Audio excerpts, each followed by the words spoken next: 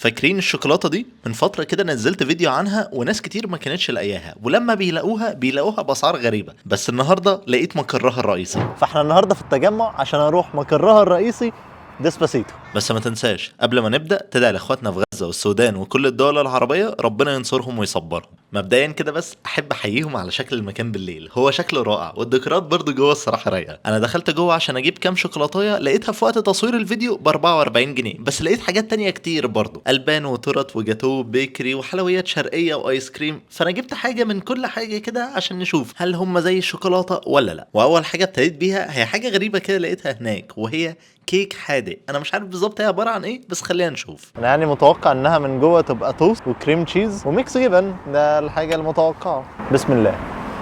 والله لذيذه، محطوط جواها كده جبنه شبه بريزيدو كده شويه مع جبنه كريمي وبتاع، بس تحس انها اقرب حاجه للكلوب ساندويتش.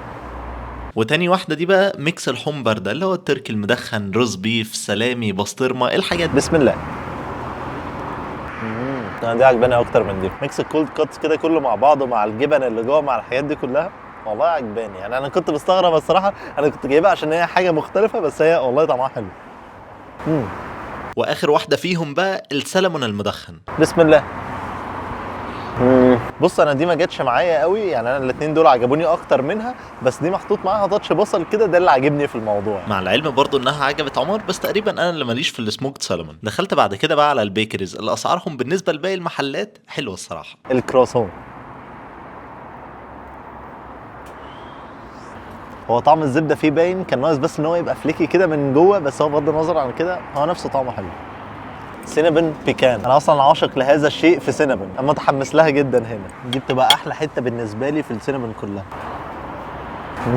هي العجينه بتاعتها حلوه قوي، بس انا بس كنت محتاج الحاجات اللي فوقيها دي تزيد شويه، سواء الفروستنج او الكراميل او الحاجات دي، كنت بس محتاجه ان هم يزيدوا شويه، بس العجينه نفسها حلوه. واخر واحد ده بقى لوتس كروسون رول. بسم الله. انا عجباني العجينه هنا، العجينه هنا بالنسبه لي حلوه قوي، وحتى الصوص نفسه بتاع اللوتس برضه طعمه حلو. وبوجه عام الحاجات بالنسبه لاسعارها لا حلوه جدا. جربت بعدها على طول بقى منتجات الالبان، تريليتشي مانجا، او زي ما هي معروفه هنا في مصر اشطوطه مانجا.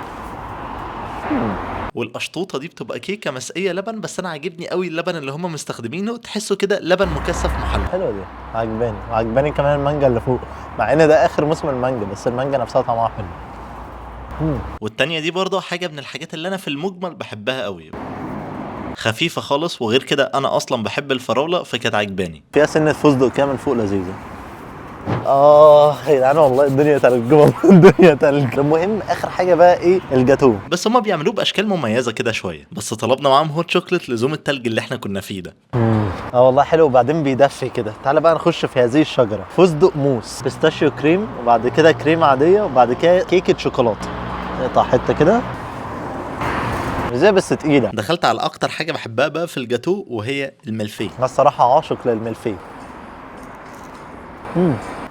حلوه دي، ورقات الملفيه نفسها حلوه مع الكراميل مع الكريمه مع الحاجات دي، فلا دي عجباني الصراحه. خش بقى في التشيز كيك. الكريم تشيز نفسها اللي في النص فيها طعم غريب شويه، بس انا بالنسبه لي فضلت صراحه الملفيه دي اكتر بكتير، الملفيه دي خطيره. بوجه عام بقى المكان عنده تنوع كبير قوي، بس انا شايف اكتر حاجتين بيميزوه، اولا السعر، تاني حاجه ان الحاجات شكلها يفتح النفس. وفي الاخر بقى ملخصا للفيديو ده، تجيب ايه من ديسباسيتو غير الهوت شوكليت والشوكولاتات اللي انا رشحتها لكم قبل كده؟ عندك التورت الحادق اللي في الاول دي كانت خطيره، هي والتريليتشي، وغير بقى التريليتشي عندك الملفيه دي برضو الصراحه كانت تحفه. ما تنسوش تقولوا لي بقى اجرب ايه تاني في الفيديوهات الجايه، وتجربوا برضو المكان ده عشان القعده بتاعته الصراحه حلوه قوي. شكرا جدا ليكم لو انتوا لسه بتتفرجوا لغايه دلوقتي. كان معاكم اباظه من قناه لايف زباظه. سلام.